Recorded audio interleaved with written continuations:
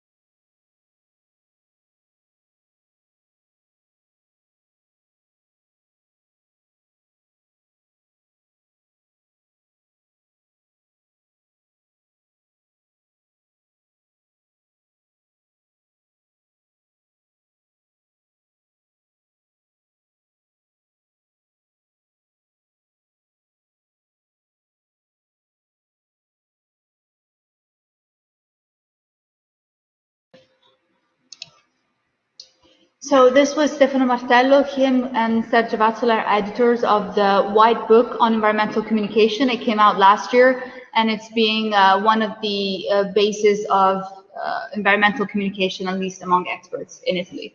And for next, I would actually like to invite Riccardo Parigi. He's one of the authors of the same book, and he'll be telling us a little bit more about why environmental communication is important and what are the crucial aspects. Riccardo Parigi, he's a CEO of Master SRL.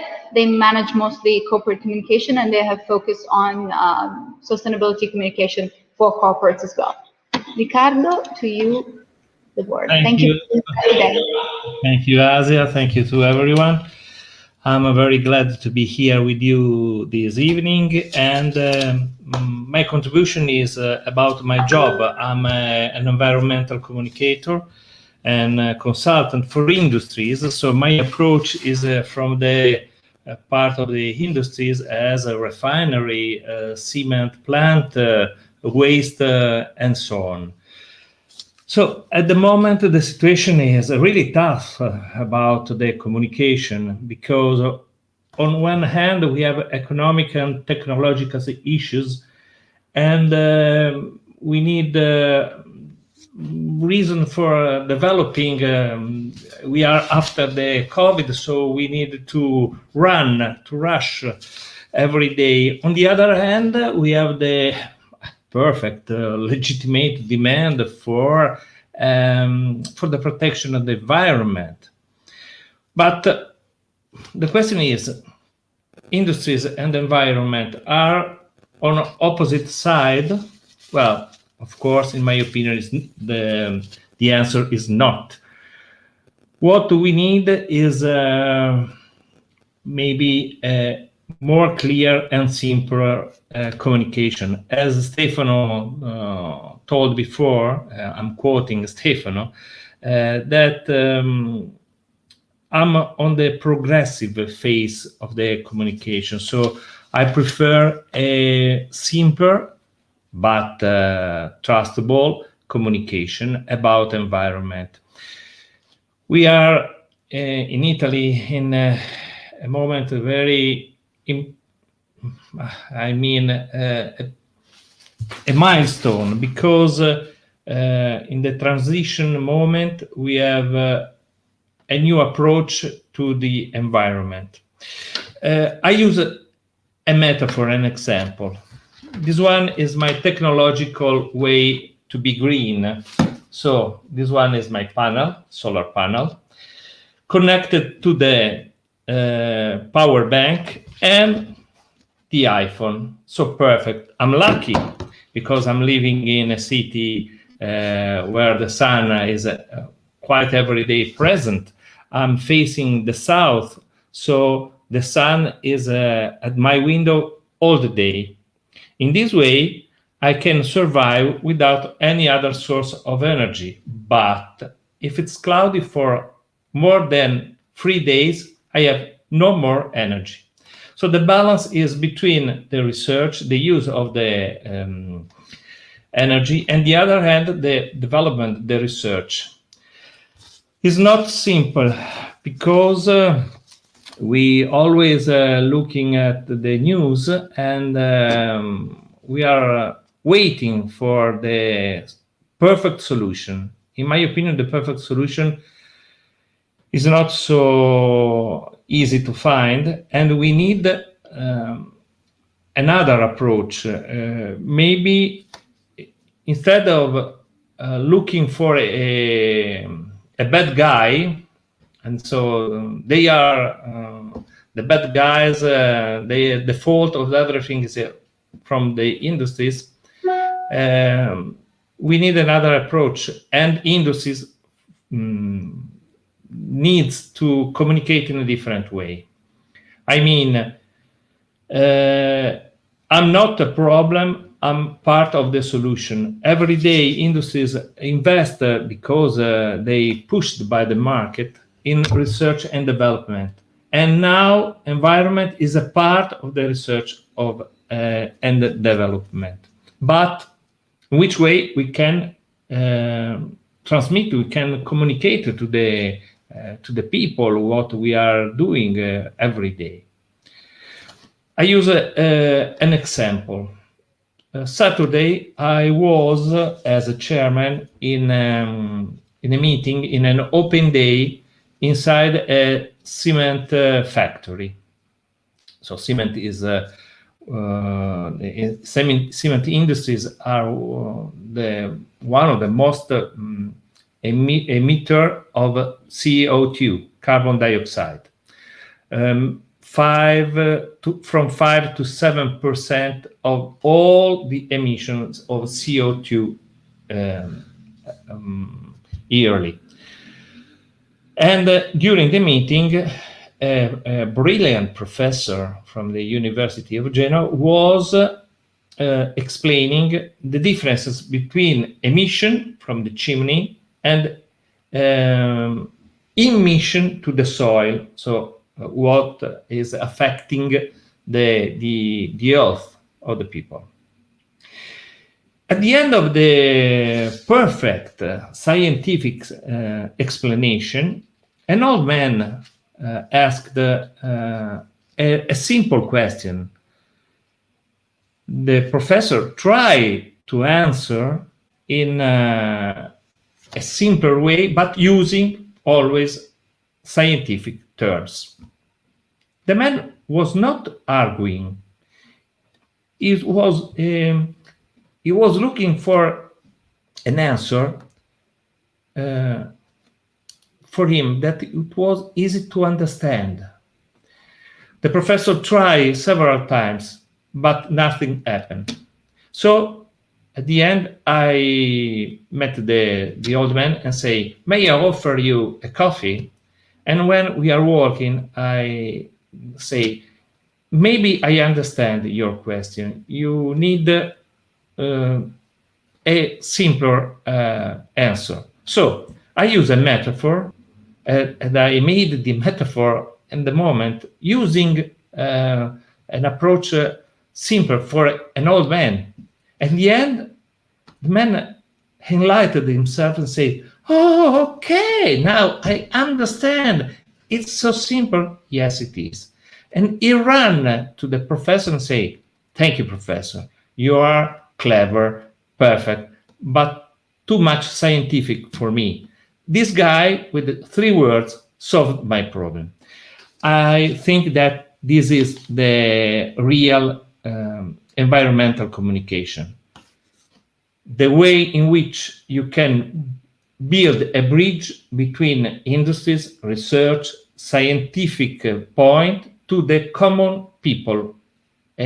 And I mean, in this way, we can probably solve part of the problem.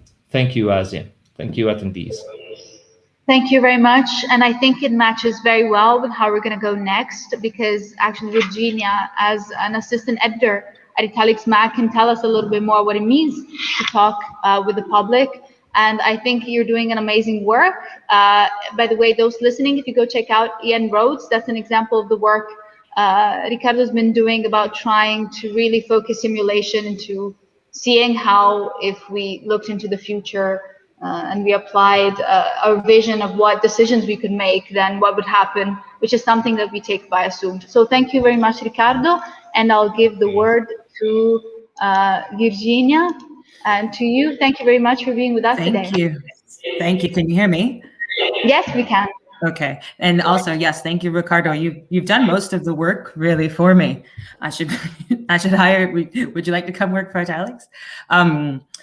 So yes, I think actually it does work very well with what the mission is of Italics magazine. So briefly, I'll just mention that Italics was started a few years ago by Italians who were working abroad and realized that they were looking for a source of information and analysis, research, some sort of thought, something that was coming, a discourse that was coming out of Italy in the English language that they were unable to find.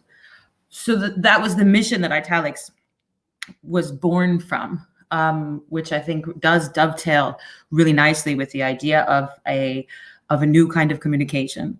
And ultimately, then what it has evolved into, and I think naturally so, is something that is very much focused on not just expanding the offerings of English language news and analysis culture about Italy, but also kind of trying to redefine the model in a sense. And so I think, and I was reminded both from Riccardo and Stefano when they talked about the different aspects of environmental communication and the idea of conflict, and trying to move the discourse in a way from something that is less adversarial and something that is more collaborative. So, and I think that is the main, that is the impetus behind Italics magazine generally, and it does seem to be the bedrock of what is sort of what I would consider, without being an expert at all, of environmental communication, or at least a different sort of communication. So I think I'd like to just say briefly then, there are, in a way, there are three goals that Italics keeps in mind, whether explicitly or implicitly within the model. And they all have an impact as well with the subject matter of climate change, of the environment, of all of these different actions. And so they involve that, but are not limited to that. So I hope that will make sense.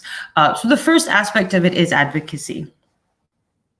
And by advocacy, what I mean to say is that all of us who work in Italics at every level, whether we're writing or contributing pieces or working as editors, are all looking in some way to find stories of people or of things that are perhaps overlooked throughout the course of these sort of news cycles that are getting progressively faster, and taking more and more of us with them in the tsunami of information, particularly in Italy. As regards the amount of English language news, what we often find is that there's quite, high level communication, which will have to do with foreign correspondence and dispatches, mostly in politics or the economy. And then there will be communication that's related to tourism. So they will often be two very separate things. These are the two sort of largest bodies of English language journalism that comes out of Italy. Within the middle of that, there are, of course, real people, 65 million or so of them, with real stories, and who big or small, who should be told, but should also be told. Many of them, as Asia has covered, as other writers have covered, many of them are fighting for climate change. They're fighting good fights. They are engaged with their communities in some way that should be spoken about, and that should be given attention and given recognition. And so that is one of the main objectives, is to be able to do that, and give those people that voice. Building on that, the second objective is also about engagement. And so engagement is sort of a two-pronged device, because it's not just about engaging a public, and engaging the public, which is either a domestic public of people who speak English, live in Italy, and perhaps don't have access to Italian news sources, or conversely, people who are Italian, living in Italy, but want to engage more with English language news sources, or of course, people living outside of Italy who don't necessarily engage with Italian news sources and who want to be informed on more complex subjects or more thought-provoking subjects. That's, of course, part of the engagement aspect. The other part of the engagement, though, is about engaging young writers and engaging young activists, and looking at how to give those people voices, and how to get people who are interested, who want to write in a language, in another language, and who want to develop those skills, and let this be a forum for them to be engaged as well. Through writing with Italics, through working with people from different cultures with different styles. So we want to be able to give that to people all of our newsrooms should be people who come from different places, have different stories and backgrounds, and who know each other's stories, who care about each other's stories as much as they care about the ones that they're bringing into the editorial calendar. And that's important because none of us is benign. And I'm reminded of Marshall McLuhan, who said the medium is the message. And I think often that maybe the messengers are also the message. And particularly when we're talking about climate change, we're talking about these very urgent issues, we want them to be covered by people who care and covered in a way that allows them the space to care. And that brings me to the third point, which is regeneration. So I think that within a lot of the literature and the discourse of sustainability now, sustainable practices, what we're moving towards and what we're very fortunately seeing also is a shift towards what goes beyond sustainability and towards the future and looking at regenerative processes, regenerative systems. What are we going to do in the end when we need to start rebuilding things? Certain aspects we may not get back, but with what we have, what can we rebuild upon? In a lot of agriculture, you'll hear people talk about regeneration, but it's much more than that. And so when we look at a regenerative model of business, of any kind of projects that we're doing, it really is that moment to communicate differently and to think and shift away from the adversarial relationships into something more collaborative. And that goes as much for our interactions with each other as it does for our interactions with our subjects. It's quite easy to present, and I think Riccardo was just talking about this, and it's as true in corporate communications as it is in media communications. It's so easy to present your subject as the enemy or the hero. It's so easy, and it's so inaccurate. and we are all flawed, and very much we are all heroic and flawed at the same time. And one of the things that Italics that we try to do very much as a model is to give people the chance to also express that, because that will be important moving forward. We need to stop looking at activists as somehow adversaries to corporations and vice versa, and all the people that are involved and implicated in that. And until we can really move that and shift that away from something that is so conflictual, something that recognizes all of those complexities and allows for them, we're always doing ourselves a disservice. And whether we're doing it in English, whether we're doing it in Italian, and perhaps, and that's really the movement and what we need to look towards. And so we might have a bit of an advantage here, because we're all writing in Italics. We're all writing, maybe we're writing in our own language or in a different language. So maybe we give ourselves a chance to sort of get out of our comfort zones a little bit and interact with each other a little bit differently. But in so doing, I think that what we wound up with, and whether it was the intention of the founders, I'm not really the one to say. But I think it has become a really wonderful experiment also in how to interact differently as a team, and how to be more horizontal, and also how to interact differently with subjects as media, and how to produce a different type of content for people, and one that is giving them the space to think, but also asking them to think a little bit differently, and to think in general. And so that becomes one of our biggest tasks, and it is one of the biggest challenges with communications in general is to ask people to engage and think a little bit more deeply at a time when everything is so available and so ready for consumption, that people don't necessarily want to take a minute. So being able to slow that down, and give people a little bit of that room for thought is actually a huge task, and one that I think is actually probably worth the fight. And that's what we try to do. That's what we're trying to do in Italics, and in the main, and at the same time entertain people, and and get people talking a little bit, and talking about more than maybe the top 10 gelato shops in Florence, because who can pick? There's so many. So I will end that for now. And thank you so much, Ezia. Thank you to everyone. Thank you very much. I hope you can see. Yes. I hope no logical problem. Yes, so I want to thank you very much. It's very important. Italics matters. I think it's an occasion to mention partnership, Italics Mag and Climate, as a way to as approaching all the challenges that you mentioned. I hope you can hear me properly. I hope my guys. Okay.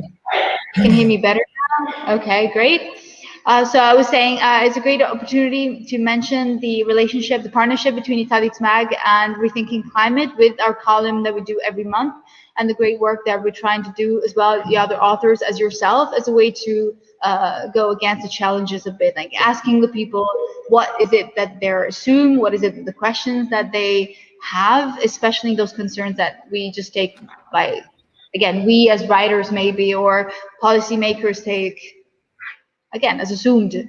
There's the double side of the same coin of we throw in statistics, but then do people really understand them? Or is the concept truly understood? Or what are the values and the emotions behind the negativity behind climate change and all of that? So I think it's very crucial, the work that you're doing. So thank you very much. That we're doing. We're all doing. Thank you. So it will be a great chance for the next session. We are actually talking about research and higher education. We'll have Giuseppe Provenzano and Professor Massimiliano Mazzanti. So I'll give the word to Giuseppe Provenzano first. He's advisor for higher education and research at the Union for the Mediterranean. So it's a quite specific role, and I think it'd give quite a great insight to what it actually means working in the Mediterranean, and especially in that sector. So Giuseppe, thank you very much for your presence today. Thank you very much, Asia, and thank you to Rethinking Climate for this opportunity to talk to some young people from a former young person. I would like to, I will not delve too much into technical side today. I've seen that today there was very good points made by the previous speakers. I will try not to repeat that. Actually, as mentioned, my field of expertise is slightly different in the sense that it is research and education. But I do believe that it connects quite nicely with the goal of today's conference, in the sense that I would like to present you a couple of issues and one possible solution, and then we can see if it makes sense. First of all, we have the issue from one side. The first issue that we know very well is the environmental change, which is disrupting what are we experiencing here in the Mediterranean region. For Mediterranean, of course, we mean both the European part and the southern and the eastern part of the Mediterranean, in the sense that they are connected and interrelated in a way which is not possible to separate the two of them, especially as we have in between a common sea, which is quite small and enclosed. So here we are experiencing one of the regions in the world which has the highest level of impact. I think only the Arctic maybe is more impacted, but it's empty over there, and here it's full of people. So there are some group of scientists supported by the Union for the Mediterranean that have calculated that by 2040 there will be as much as 2.2 degrees in the rise of the mean temperature in the Mediterranean, more or less. We are talking about the rise in water. We are talking about water scarcity, which is increasing livability in the coastal cities, which are quite important in the Mediterranean. Let's think about cities such as Barcelona here, where I'm talking from, or Alexandria in Egypt. So we are here have a quite fragile environment, which risks to be quite affected by the both climate-related drivers of change and non-climate related drivers of environmental disruption, such as pollution in the cities, or overfishing by humans, urbanization, and of course the impacts we are going to see here when it comes to health, as the past pandemic has shown. And this is the first issue. The second issue is that, especially in the Mediterranean, we have very high rates of unemployment among our youth. So basically, in some countries, the more you study, the higher it is the risk of being unemployed. It sounds counterintuitive, but if you think about this, if you do not have qualified jobs to offer on the market, the more you study, the less you are attracted to the local market. In some countries in the Mediterranean, we are talking about 25% of unemployment rates among the higher education graduates, basically if you have a degree. At the same time, we are seeing that companies are saying that at least a third of them have said, look, we cannot hire because we do not find the skills that we need. And in our Euro-Mediterranean region, again, Europe and the South Mediterranean, we have more than 30 million university students. So we're talking about something quite impactful. So here we are going to see that there are two issues that seem are not correlated, perhaps, which are going to affect as much as we know the stability and the growth and the sustainability of our Mediterranean region. So what is one possible solution where we can try to join these two issues? Partnerships. More simply put, basically we can try to join hands and work together between different pillars of what we call in the field the triple helix. Basically academia, I'm talking about learning centers, research centers, universities, and so on. From the other side, governments, they need to legislate, to make framework for research, to make credits and recognitions and obligations when it comes to internships. And from the other side, very important, when we call the business, the industry, the private sector is going to hire. What I discovered when we started developing this field is that there is very little interaction. There is not enough discussion among the stakeholders, and basically each one has its own view, their own issues. They do not talk within each other, and so academia creates a lot of people with a lot of skills, but then they are not employable in the local market. Industries say we do not have the right skill for hiring, and governments decide to legislate and trying to get sustainability and growth coming from the private sector and from the economy and from the universities. But how does it come together with the environment that we mentioned? Because if we add a new dimension to this triple helix, we can have the civil society, which is the role of the NGOs, which is very important. And finally, what we call the quintuple helix, which sounds very complicated, but it's not, which is the environmental and sustainability dimension being brought together with academia, with government, with industry, and with civil society. So if we tackle the issue of training, of learning, of research together with this 5 pillar, and we see all of them as interconnected, then we're going to discover that we can train people into topics which are going to make the economy grow from one side, but also are going to increase the sustainability. I will make a very concrete example. We know very well that we are overfishing. We are polluting our sea, so there is less fish. It follows that coastal communities that for centuries have lived off the water, the sea, do not have enough fish for sustaining their jobs, not enough for becoming a fisherman, so they are migrating. But what if we can find new jobs, find new topics, new skills where the same community can prosper? Let's think about sustainable tourism. Let's think about trying what to do with the plastic in the sea. Then you will have a new dimension in research and innovation coming on. So you will also give work to do to the universities for trying to understand the local reality. You are going to make new jobs. And finally, you are going to solve the career issue from one side and the sustainability from the other.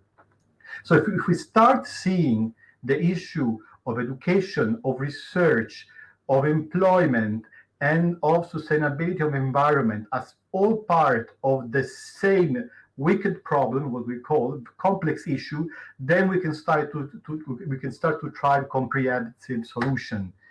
It means working together and on topics which are very much concrete. I mean, internship, digital skills, soft skill, partnership with employers, advancing the reform of curricula, career systems from one side, but also developing new and innovative research program together with industry. We are seeing new initiatives coming up in the Mediterranean, such as the PRIMA initiative, which is putting together a lot of money, €500 million in research program for sustainable agri-food and water consumption in the Mediterranean. We have other initiatives talking about sustainable blue economy through research and innovation, such as BlueMed in the Mediterranean. So we have the wheel here. But if we start putting together all these pillars together, then we can take these efforts from the government, from the European Union, to try to foster research from the other. We can take from the ground the needs that are present, and we can try to combine all of them into creating sustainable growth. Two words which need to be connected and need to cooperate together if we wish to have a Mediterranean which is sustainable from the environmental point of view, but also the social and economic points of view, which is very important if we wish to look at the 2030, but also 2050 year as a goal. I will stop here because I think I talked too much. Thank you very much.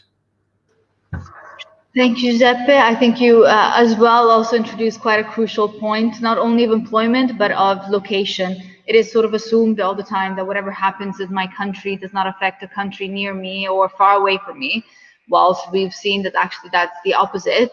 And again, when it comes to education, I think it'll be very interesting then following to Professor Mazzanti's intervention instead. He's the Vice Department Manager, Economy Management of the University of Ferrara, and he's here with us in person. So Giuseppe, thank you again. And yes, Mazzanti, to you the word. I will move.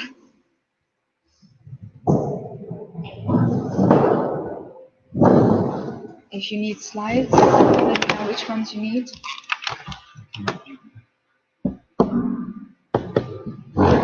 Yes, this one. So you can share the screen, and I have the slides open.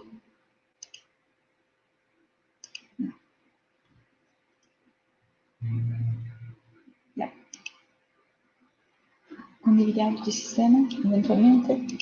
E poi hai la finestra, esatto, and you have both slides open, choose which one. Funziona. Okay, thanks for the invitation.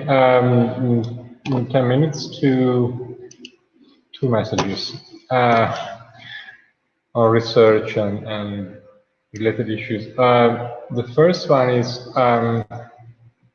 three messages. The first one, just citing one report we published, that in order to understand the transition, we have to integrate different type of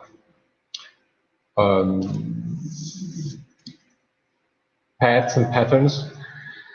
So we have the sustainability transition, but also the technology, demographic, which is often overlooked, demography in Europe and the demography beyond Europe. As an economist, social scientist, finance and fiscal transition as well. We also have to fund, for example, the pension system. So you see that we have to focus on this very broad picture. The other point is technologies. Technologies are part of the story. This is a picture I took in Bologna, one among others. You could tell different stories. One is that it's a new technology. The other is that the empty space now. It's a possible technology with electric cars, but it's just one of. We don't know whether this is going to be the predominant or. But you see this empty space as but technology and techne is not self-sufficient, because we need cultural transitions, education is relevant, but also, and I'm going to the point, as we discussed this morning at the conference, you see here the European Green Deal. It's pretty tiny, and the just transition is a big one. You know what? I used to say that the European Green Deal is a new investment plan. We are going to be flooded by money. Very cynically, before the Green Deal was approved in December 2019, okay? I'm pretty sure that, I mean, without the pandemic crisis, we would have peanuts money. Okay, so it's really we needed, it's very sad, but we needed that in order to change the way of thinking about economic policies. Okay, so we have the Green Deal and all the money. Just one example. Just one decree of the Italian government in August provided a budget for green PhDs and green young researchers, which is absolutely equal to the total budget this university has for all PhDs, just for green PhDs, just one decree, just one tender. Just to say we're going to be flooded by money. It is a good story. We also have to be responsible about that, because it is one shock that then we have to exploit, because it's not to stay forever. It's 3, 4, 5 years of a shock. The other two messages. But before going green, we have to address this situation here. Because, for example, about electric car, I was just, I mean, now if you mean the typical electric car marketing stories about a very crispy, super cool car with super cool people living in a very posh neighborhood, which is fine because it is the market nowadays.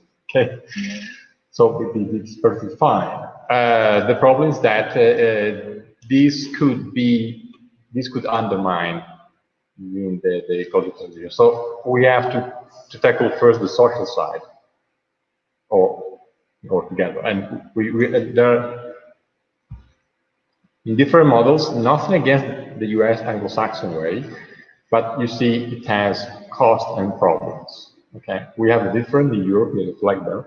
We have a different economic model. Okay, I mean, the German one is France and the US are absolutely, France for the average US citizen is socialism.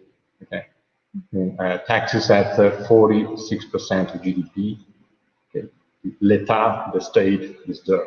Okay, we need, I mean, again, nothing against the US and the UK and all the, but in front of this problem and climate change, I was just at the seminar before moving here by John Stiglitz, and he was saying, yes, we like it or not, we need a strong role of the state, as I wrote down 30 years ago, because the Stiglitz book is, I think, 1991, when I was a student. We need a strong state. Then, which type of strong state? You can decide. But we need a strong state because market failures are all around. Okay, that's the point. Final short story, the other slide, if I can move.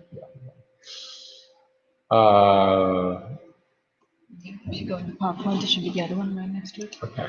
Oh, that's right. Okay. This is more on what we need. No, it doesn't do it. Yeah, give me 1 second. I'll switch. No, we have to. Yeah. Exactly.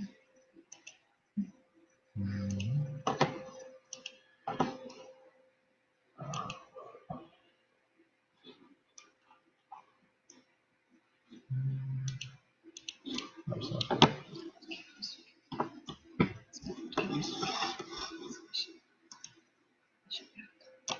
Okay.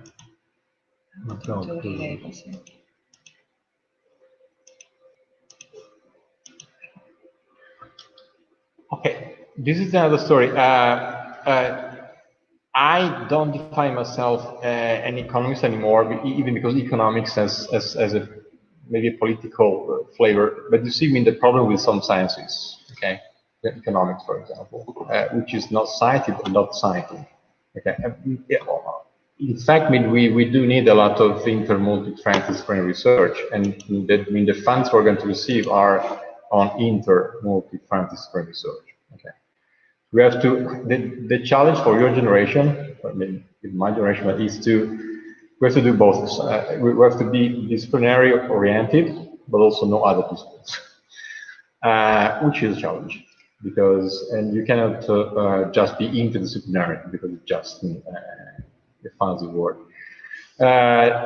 So we have to know your techniques and your tools, and know the techniques adopted by others. So the investment is pretty huge, but we need to interconnect all those things, because the tenders and the funds and the need you to interconnect things. I finished. The book I published on the culture of sustainability 3 years ago with Professor Spinozzi. Professor Spinozzi is a scholar in utopian studies.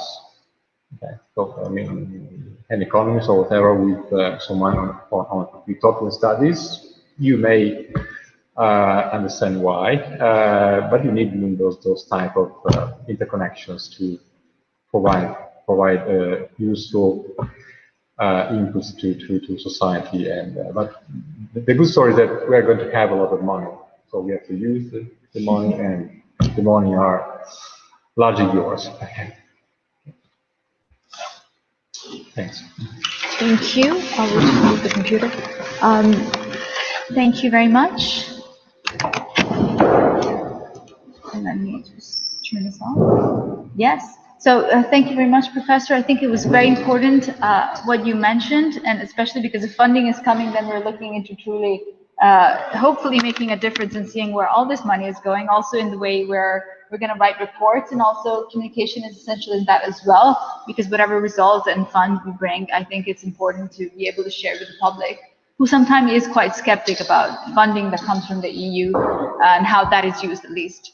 So I think it's actually, it's going to be very interesting, the next intervention. So we have Amalia Fumagalli, whom I thank. I think she deserves truly my thanks. I've been bothering her a little bit since a couple months, but she's doing great work. She's from Fridays for Future, from the section of Monza. So maybe she can tell us a little bit about the work that she's been doing, but especially I'm more curious about the reflection. So you've heard a lot of these experts talk about their own fields, talking about how communication is important, talking about how research and funding are essential. But then when it comes to youth engagement, what's the feeling there? Like, we kind of know that Fridays for Future has been doing a lot of work. So what is your impression? What can you tell us about your work?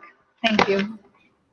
Thank you, Asia. So first of all, pleased to meet you all, and thank you all for all your interventions before mine. They were all very interesting. So of course, my speech will not be at the same level as those before, because I'm just a economic student actually right now, and in 3 years I've been an activist in Fridays for Future in the section of Monza.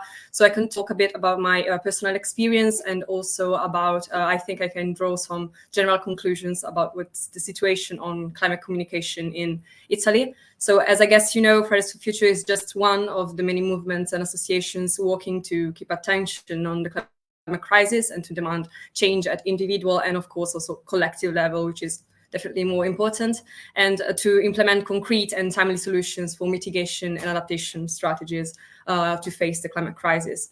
So the 3 things I wanted to focus on is the link with youth and science, youth and communication, youth and education, and youth and politics when coming to communicate the climate crisis. In particular, the youth engagement in the climate protests of the last 3 years have been, I guess, massive. In particular, 2019 has been the, I would say, the year of climate action. But of course, after the pandemic, the focus has shifted to, of course, the COVID-19 pandemic and all the economic recession that has followed.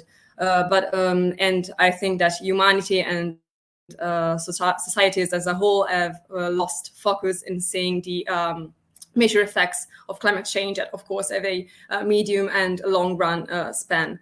But the Fridays for Future movement in 2019 was I would say, a wave. It wasn't planned at all, and it was just the cry for help, I would say. The problem is that, of course, young people, and here I come to my first point, cannot take the place, of course, of experienced climate scientists and economists and social scientists when coming to solutions for the climate crisis, but they can only refer to them. Sometimes when we are doing activism, we find out that we are not experienced enough and we cannot do great, actually, communication on so many topics. So we try to educate ourselves, but of course it is not sufficient. And here I come to my second point. I think in particular in the Italian educational system, in particular when it comes to high school and middle school, there is no sufficient effort in communicating in general environmental issues. Very little is being done on that front. And furthermore, and in the end, I believe that in politics, when it comes to the upcoming COP26 negotiations and also in the generally public and political debate, the presence of young people when demanding climate action is often very tokenized. So our requests are only some requests, they are not solutions for the climate crisis. We have solutions that are coming from the IPCC reports that proposes scenarios and many different economical and also climate science solutions, but it becomes more difficult being actually understood from a political perspective, because I think young voices aren't being taken that seriously. Of course, there is still a huge gap to be filled in communicating with young people and more adult and experienced ones from that front. And I still believe we have many things to do and we have to communicate more. So I don't know if there's anything I could cover, if there is any question. Yes, actually, that's a very good point you make, that if anybody has questions, please leave them in the comments or share them with us and we'll share them. Actually, I do have a question, but for Riccardo, based on what you said, Amalia, because you mentioned that there's this gap between adults, we can say, or more expert people, at least based on different experiences I could have had, or even age, just we can say, and the younger generation like yourself trying to really make a difference. Maybe Riccardo can explain to us why this gap exists, and maybe we can get back to your feedback about it. So thank you, Amalia, for your intervention. And Riccardo, back to you. Yeah, thank you. Well, another example, concrete. So Saturday, we have people coming from outside to visit a cemetery plant. And we need help to steward and hostess to be host for the people coming. When we try to explain to those guys and girls how and why we are doing this meeting, I introduce the motivation, asking them their point toward the environment. Because if you engage people that coming from outside for the first time into a plant and ask them to be a part of the game, you have to listen. I think that in my position, I'm obviously an adult, there is nothing better than face young people. And you can say, but you are coming from the point of view of the industries. How can you, your point about Friday for Future? I'm very happy because they are pushing in a very powerful way. When I listen to Greta and other young adults that they really believe in environment, they are giving me a new, how can I say, a new aim, a new way to do at the best my job. I told you before, I'm using a solar panel, I'm using an iPhone, I'm using things that need industries. The question is to introduce young people, and in that industry where I was Saturday, they introduce young engineers during their master with the Politecnico di Torino, and they pay them while they are studying. So they are both employees and students, and they are engaged in the business, and there are several environmental engineers. In this way, I think young people can enter the industries as, can you say, the period between school and work. And it works very well if industries approach this period in how can I say, in a better way, introducing the guys and the girls to the real world of the works. And a young people coming from outside can say you, well, but what is this? Why happened this cause? So you can explain. And for me, at the moment, young people are the same of the fairy tale of the new suit of the emperor. Only the young people, only the boys said, but you're naked, you're not wearing a new suit. Every other will say, no, the emperor is wearing a new suit. So young people are very important. They are pushing our adults to a change that is fast, important, and necessary. Well, they say that the future should be ours and we need to resolve what's happening. So indeed, young people are very important. Thank you. And then before I go back to Amalia, it would be very interesting to hear what Giuseppe has. I mean, I had the pleasure to follow one of the UFM's conferences, and one of the issues they were talking about was actually on trying to shorten the gap between scientists, policymakers, and students. And maybe can you tell us a little bit more, Giuseppe, about how maybe that's happening and what are the future we're looking at, if possible? Well, the thing is that science is made often by young people, because I mean we know very well that universities and academia need youth in order to function. Where we need the youth engagement in this case is pushing towards establishment of sustainable research and innovation agendas. It means that if there is no interest, especially from the youth, to push for having the establishment of new common agendas where we can try to work together on sustainability from one side and economic growth to the others. I mean, the example that was just made was absolutely great. Was one of these examples where you need to put together industry and science together.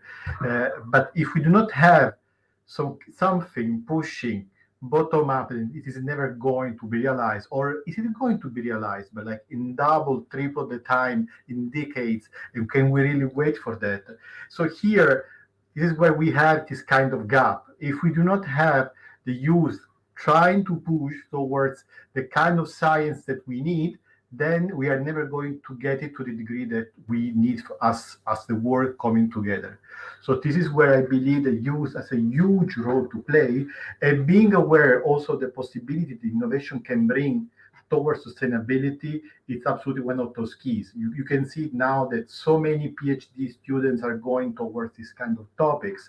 When they're going to pick their dissertation topic, they're picking more and more climate change and sustainability. So my advice is try to find a niche where you can contribute with your skills and try to push science and industries and university towards the sustainability from that angle. Then I will ask Amalia, do you have any comments about that? Like what are some of the concerns you would like resolved? What are some of the connections, and how do you see this gap being resolved now that you've heard Giuseppe and Riccardo's intervention?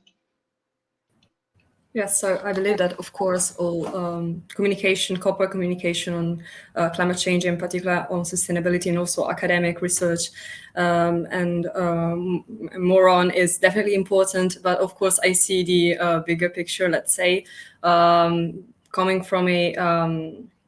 I also wanted to refer to what Professor Mazzanti said, before addressing climate change effects, we also need to confront the social causes of the social consequences of climate change. In particular, Fridays for Future in the last period has been focusing on climate justice, so the concept that it's not only sustainability, the road towards fighting for climate change and finding a right and just solution. So sustainability is definitely important, and more communication can be done from that point. But I also think that the weight shouldn't be put too much on young people, because of course they were not the actually cause of climate change as we know of it today, because I mean I was born 20 years ago and climate change was already ongoing in that period. So that's what I would have to say. Well, I think that's well put. We have known of the issues so very far back, and it's been slow to understand the importance of it. So it's very crucial what you say. I mean, that's one of the objectives that we're trying to do. We were born as an initiative to try to communicate better what's happening, since it appears that although we have the information, we're not getting through. So what is happening there? So what Virginia said about media being the message, but it means that maybe media is not cooperating well enough, or there's something happening there, both from younger people like yourself trying to share the importance of it, or we can say people with more experience, since I don't like to use the word older, differently young people trying to instead show that whoever's trying to do something is doing it, and who's not believing it, well, they shouldn't be in the image, but then what are we trying to really do here, or at least what are we trying to achieve? So I will then actually share a video. So first of all, thank you, Amalia. I will actually share the video of Sergio Vasilen. He is one of the editors of the White Book for Environmental Communication, and his video is actually a little bit long, so I'll try to keep it a little bit short if possible. A toolbox of, we can say, tools, again, skills that we can bring with us today as we end this event on how we can best communicate the environment. So I'll share my screen.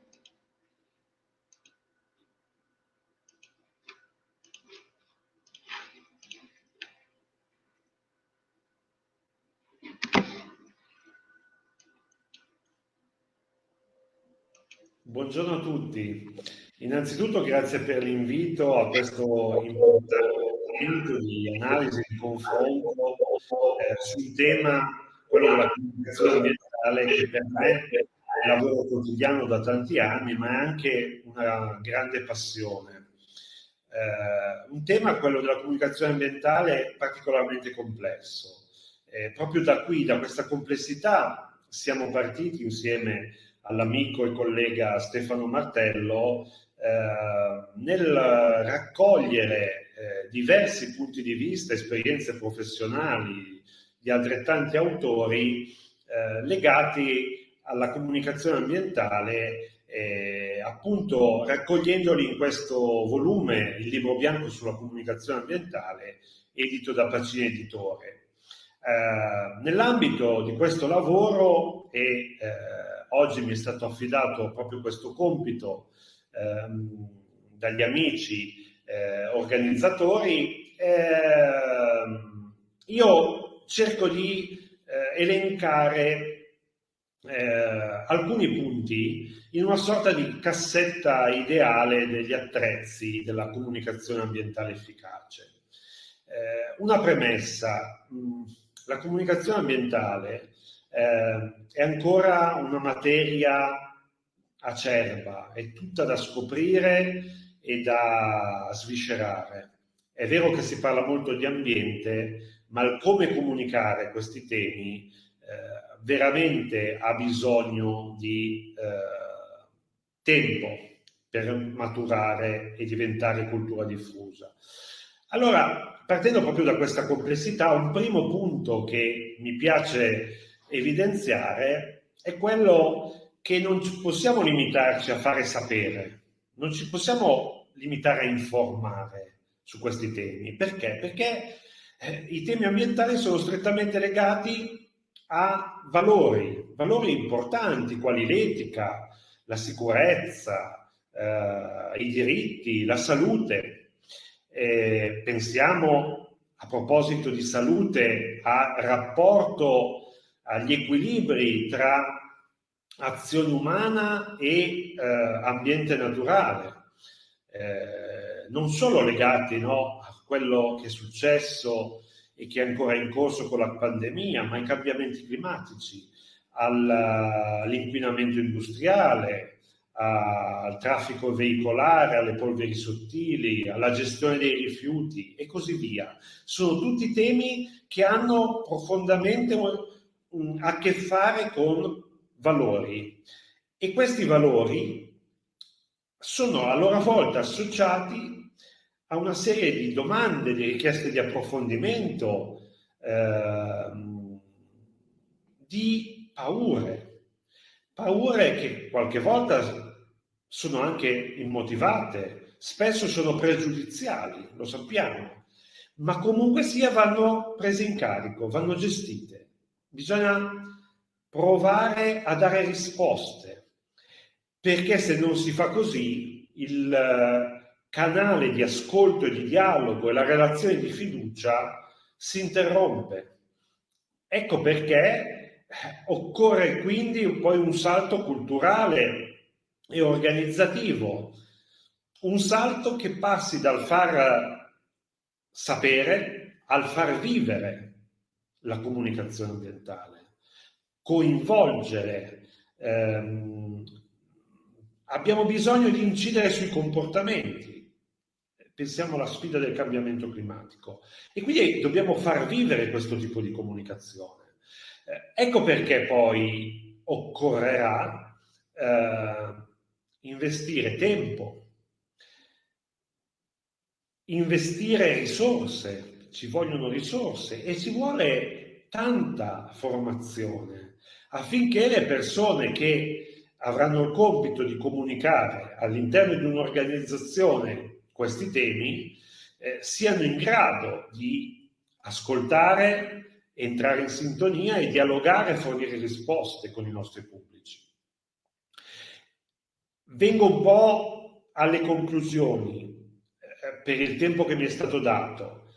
Un primo suggerimento che discende da questi punti è quello di occuparsi meno dei pro e dei contro e molto di più alla maggioranza silenziosa, della maggioranza silenziosa, dei neutri, di quella fascia grigia che non ha un'opinione ben definita, ma che ha bisogno comunque di essere ascoltata, di fare domande, di ricevere risposte e di cura, di attenzione. Infine, la consapevolezza non basta. Tutti gli utensili di questa cassetta degli attrezzi ideali che abbiamo visto sin qua sono fondamentali, sono basilari, ma non bastano, perché la vita di ognuno di noi è in qualche modo caratterizzata poi da contingenze, da emozioni, da fattori ansiogeni del quotidiano che hanno poi un'influenza su come recepiamo un messaggio o una sfida che comporta magari spesso e volentieri, anzi un cambiamento, a cui è richiesto un cambiamento nei nostri comportamenti. Ecco allora che dobbiamo sapere sin da subito che la comunicazione ambientale deve allargarsi.